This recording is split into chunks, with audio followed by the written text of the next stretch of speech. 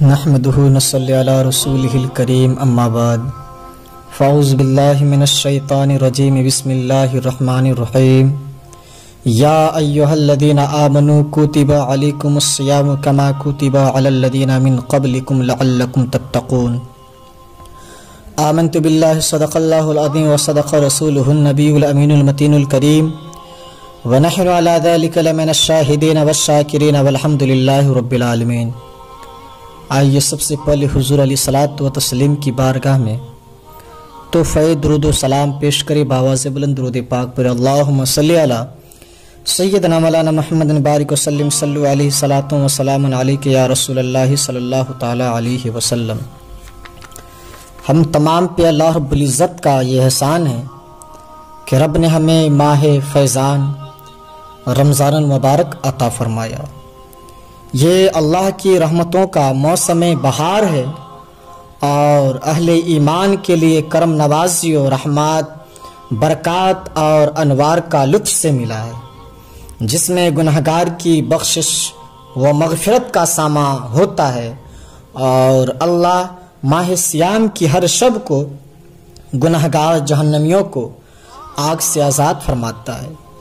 یہ بابرکت مہینہ اپنے دامن میں اتنی برکتیں لیے ہوئے جلوہ گر ہوتا ہے کہ رسول کریم علیہ الصلاۃ و تسلیم نے ارشاد فرمایا، اگر لوگوں کو پتہ چل جائے کہ رمضان میں کیا ہے تو وہ آرزو کرے کہ پورا سال ہی رمضان رہے۔ اتنی برکتیں اور اتنی رحمتیں اللہ نے اس مبارک مہینے کے دامن میں ڈال دیے۔ میں نے جو آپ کے سامنے آیت کریمہ تلاوت کی، اس میں بھی اس مفہوم کو بیان فرمایا کہ اے ایمان والو، تیرے اوپر روزے فرض کیے گئے جس طرح تم سے پہلوں پر فرض کیے گئے تھے۔ یا ایھا الذین آمنوا کتب علیکم الصیام کما کتب علی الذین من قبلکم۔ کیوں فرض کیے گئے؟ وجہ کیا ہے؟ لعلکم تتقون، تاکہ تم متقی بن جاؤ، تم پرہیزگار بن جاؤ۔ تو روزے کی فرضیت کا نتیجہ تقوی کا حاصل ہونا ہے، اتقاء کی دولت کا نصیب ہونا ہے۔ تو اس آیت کریمہ میں رب تبارک تعالیٰ نے 3 چیزوں کا ذکر فرمایا ہے۔ پہلے تو رب تبارک تعالیٰ نے اس آیت مقدسہ میں ایمان والوں سے مخاطب ہے، اے ایمان والوں تم پر روزے فرض کیے گئے۔ پھر دوسری بات، جس طرح تمہارے سے پہلوں پر فرض کیے گئے تھے، اور تیسری بات کہ تمہیں تقوی کا نور نصیب ہو جائے، تمہیں اتقاء کی دولت نصیب ہو جائے۔ ایک تو روزے کی فرضیت کا حکم دیا گیا، اور دوسرا یہ تسلی دی گئی کہ یہ بھوک اور پیاس کی شدت تمہیں ہی نہیں کاٹنا پڑ رہی ہے، بلکہ تم سے پہلے بھی لوگ یہ عبادت کرتے ہوئے آ رہے ہیں اور وہ اس مشکل عبادت سے تقوی کو حاصل کرتے رہے ہیں، اور تمہیں بھی ہم اس راستے سے تقوی نصیب کرنا چاہتے ہیں۔ علامہ حقی علیہ رحمۃ رضوان نے لکھا ہے کہ ملک تیمور الثالث، یہ حضرت آدم علیہ السلام کی اولاد سے تیسرا بادشاہ گزرے ہیں۔ ان کے زمانے میں قحط پڑ گیا تو انہوں نے اپنی قوم کو حکم دیا کہ ایک وقت کا کھانا آپ کھا لیں اور ایک وقت کا کھانا بچائیں اور وہ قحط زدہ علاقوں میں بھیجیں۔ تو قوم نے اس حکم کو برسر و چشم تسلیم کیا اور ایک وقت کا فاقہ کاٹ کے اپنے بھائیوں کے لیے وہ کھانا بھیجتے تھے جو قحط میں مبتلا تھے۔ قوم کی ادا اللہ کو بہت پسند آئی اور وقت کے نبی پر وحی کی گئی کہ تمہارے اس عمل کو ہم عبادت قرار دیتے ہیں۔ تو حضرت آدم علیہ الصلاۃ و تسلیم کے بعد متصل ہی یہ عبادت فرض کی گئی، اور پھر جتنی بھی ملتیں، قومیں اور امتیں آئیں ان سب میں روزے کی تحسین کی گئی اور روزے کی تلقین کی گئی۔ پرانی جتنی بھی کتابیں ہیں، اناجیل ہیں، تورات ہیں، اس میں روزہ داروں کی بھی تاریخ موجود ہے۔ اور حضور علیہ الصلاۃ و تسلیم اس دنیا میں تشریف فرما ہوئے تو آقا کریم روزے کی فرضیت سے پہلے بھی روزہ رکھا کرتے تھے۔ ویسے روزہ 2 ہجری میں فرض ہوا شعبان المعظم کے مہینے میں، لیکن اس سے قبل بھی ایام 20 کے روزے حضور رکھا کرتے تھے۔ اور اس کے علاوہ بھی مختلف ایام میں اللہ کے محبوب روزے رکھتے تھے۔ روزے کی فرضیت کے بعد حضور علیہ الصلوۃ والتسلیم کی زندگی میں کل 9 رمضان المبارک آئے، جس میں 7 29 کے تھے اور 2 30 کے تھے۔ یہ بات آپ ذہن نشی رکھیں کہ روزے 29 کے ہوں یا 30 کے ہوں، ثواب پورا 30 ہی کا ملتا ہے۔ تو یہ زیادہ تر جو رمضان المبارک کے مہینے ہوتے ہیں وہ 29 ہی کے ہوتے ہیں، 30 کے کم ہوتے ہیں۔ حضور کی زندگی میں 9 میں سے 7 جو ہیں 29 کے ہوئے اور 2 30 کے ہوئے، اور ثواب پورے 30 ہی کا ملتا ہے۔ بعض لوگ کچھ زیادہ ہی مسئلہ پوچھنے لگتے ہیں اور اس میں الجھ جاتے ہیں، 29 ہو جائے تو حالانکہ یہ تو رب کا کرم ہے کہ روزہ بھی نہیں رکھنا پڑا اور پورے 30 کا ثواب بھی مل گیا، لیکن وہ شور مچا دیتے ہیں کہ یہ روزہ کھا گئے ہیں۔ میرا یہ خیال نہیں کہ کسی کو اپنے ذمہ اتنی بڑی امت کا بوجھ لینے کی پریشانی ہو اور وہ کم خواہ ایک روزے کے لیے پوری امت کا بوجھ اپنے کندھوں پہ ڈال لے، یہ مناسب نہیں ہے۔ تو بڑے حال روزے 29 ہوں یا 30 ہوں، اللہ ثواب پورے 30 ہی کا عطا فرماتا ہے۔ روزہ اللہ جل شانہ کی رضا اور اس کی محبت کے حصول کا ذریعہ ہے، اور اس کا عملی نتیجہ جو آیت کریمہ میں بیان کیا گیا ہے وہ تقوی ہے، لعلکم تتقون۔ روزہ اس لیے فرض کیا گیا تاکہ تمہیں تقوی نصیب ہو جائے، اتقاء کی دولت نصیب ہو جائے۔ اب سوال یہ ہے کہ کیا تقوی بھوک اور پیاس سے حاصل ہوتا ہے؟ پیاس کاٹنے سے، بھوک کاٹنے سے کیا تقوی نصیب ہو جاتا ہے؟ صبح سے لے کر شام تک روزہ رکھنے کی تلقین کی گئی، کہیں کہیں تو 20 گھنٹے کا روزہ ہوتا ہے، اور ہمارے بھی یہاں 14 15 گھنٹے کے مسلسل شدت کی گرمی میں بھوک اور پیاس کاٹنا ہوتی ہے۔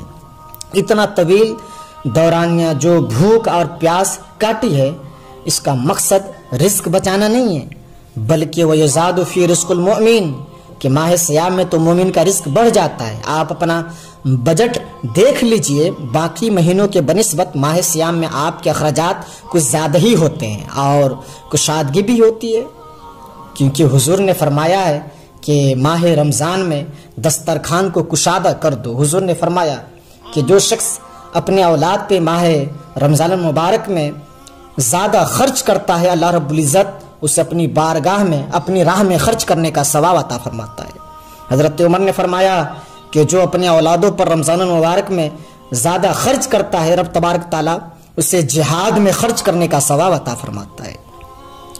تو یہ کوئی خوراک بچاؤ مہم نہیں ہے، بلکہ رزق تو مومن کا اس میں بڑھ جاتا ہے، لیکن اس کے باوجود 20 گھنٹے 15 گھنٹے پیاس اور بھوک کاٹنا، اس کا کوئی مقصد تو ہے۔ وہ مقصد قرآن نے بتایا، بیان کیا۔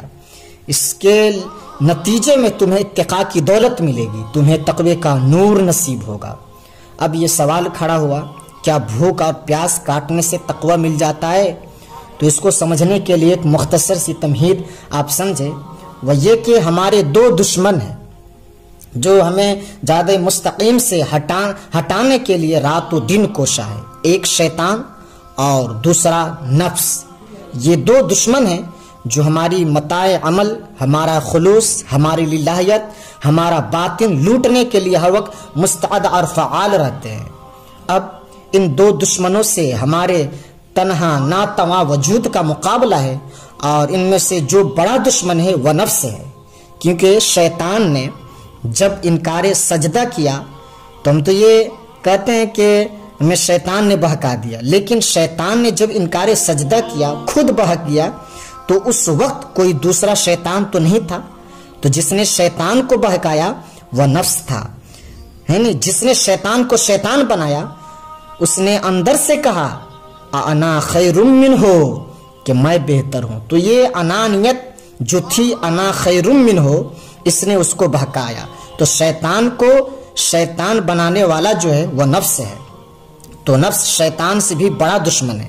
ایک بزرگ تھے، وہ ساری زندگی اپنی زبان پر انا کا لفظ نہیں آنے دیتے تھے۔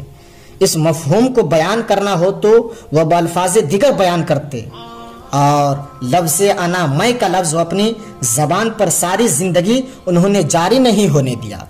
کہتے تھے کہ اس لفظ نے شیطان کا بیڑا غرق کر دیا، تو میں اس لفظ کو زبان پہ آنے ہی نہیں دوں گا۔ اچھا بندے بھی بڑے عجیب ہوتے ہیں. کسی نے کہا لو لو ان کی زبان پہ آتا نہیں. کیوں نہیں آتا؟ میں جاتا ہوں اور ان کی زبان پہ لفظ آئے گا ہی آئے گا. چلے گئے. بزرگ تو تشریف فرما تھے، نماز کا وقت قریب ہو رہا تھا. حضرت ایک مسئلہ پوچھنا ہے.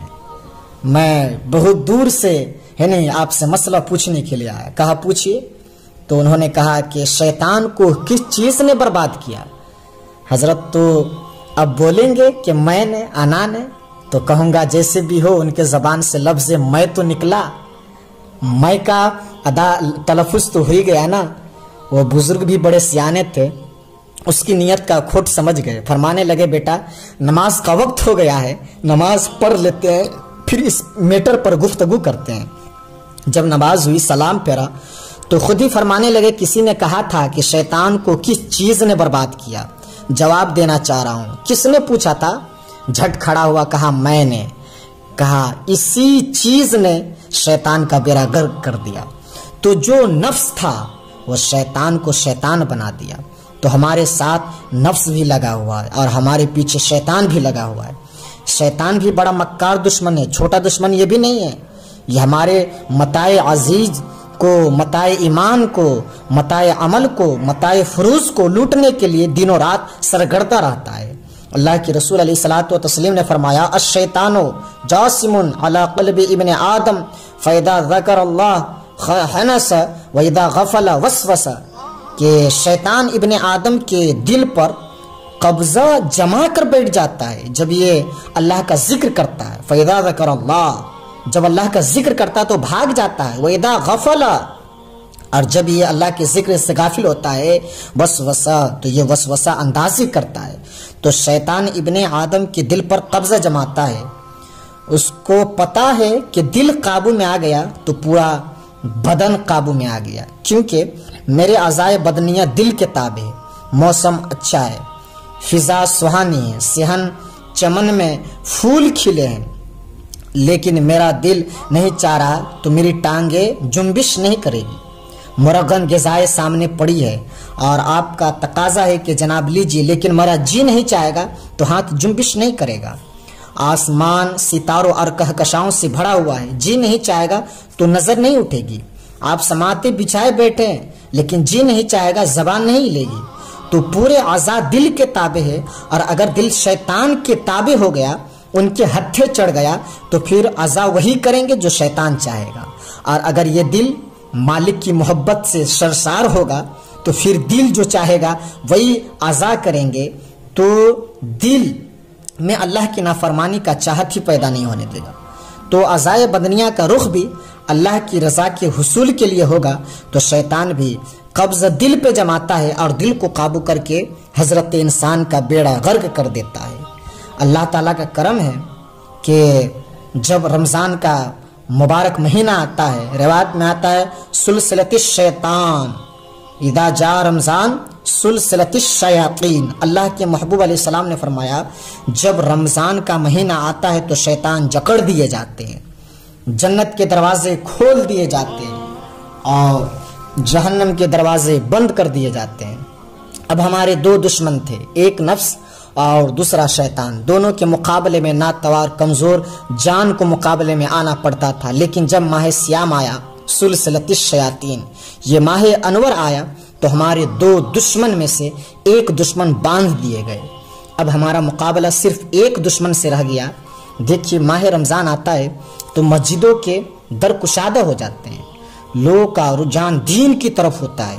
جو 5 نمازیں بھی نہیں پڑھتے تھے ان کو تراویح میں بھی آپ کھڑا ہوتے ہوئے دیکھیں گے. اہتمام ہوتا ہے، نیکی کا، صدقہ و خیرات کا ماحول پیدا ہوتا ہے. ایسا کیوں ہوتا ہے؟ تو شیطان بندھ گیا. لیکن اس کے باوجود نظر بھٹک رہی ہے، خیالوں میں آوارگی ہے اور رشوت کا بازار بھی گرم ہے. کیوں؟ کہ ابھی نفس موجود ہے. تو نیکی کا جو ماحول پیدا ہوا یہ شیطان کے بدھ جانے کی وجہ سے، اور برائی کا ماحول اب بھی موجود ہے یہ نفس کے موجود ہونے کی وجہ سے. تو ہمارے دو دشمن ہیں جو ہمیں جاد مستقیم سے ہٹاتے ہیں، ایک شیطان اور دوسرا نفس. اب جب ماہ سیام آیا تو شیطان باندھ دیا گیا. اب ہمارا مقابلہ صرف نفس سے ہے، اور یہ نفس شیطان سے بھی بڑا دشمن ہے کہ شیطان کو بھی شیطان بنانے والا نفس ہی ہے اور وہ ہمارے ساتھ جڑا ہوا ہوتا ہے۔ ماہ سیام میں شیطان تو بند گیا لیکن نفس نہیں بنتا۔ اب ہمیں اپنے نفس کو کمزور کر کے اور اپنی فتح حاصل کرنی ہے اور تقوی کی منزل پر پہنچنا ہے۔ شیطان تو اللہ نے باندھ دیا، اب نفس کو کیسے باندھے؟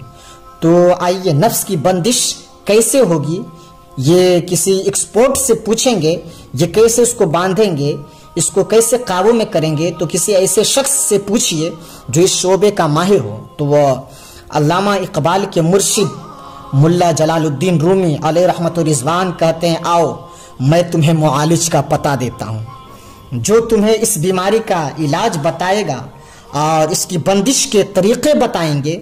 شیخ رومی علیہ رحمت فرماتے ہیں، ہفت شہر عشق را اتار گش ماں ہنوزن درخ میں یک کوچا، کہ عشق کے ساتوں شہر شیخ فرید الدین عطار گھوم چکے ہیں اور میرے جیسا شخص عشق کے پہلے شہر کی پہلی گلی کے کونے پہ کھڑا ہے۔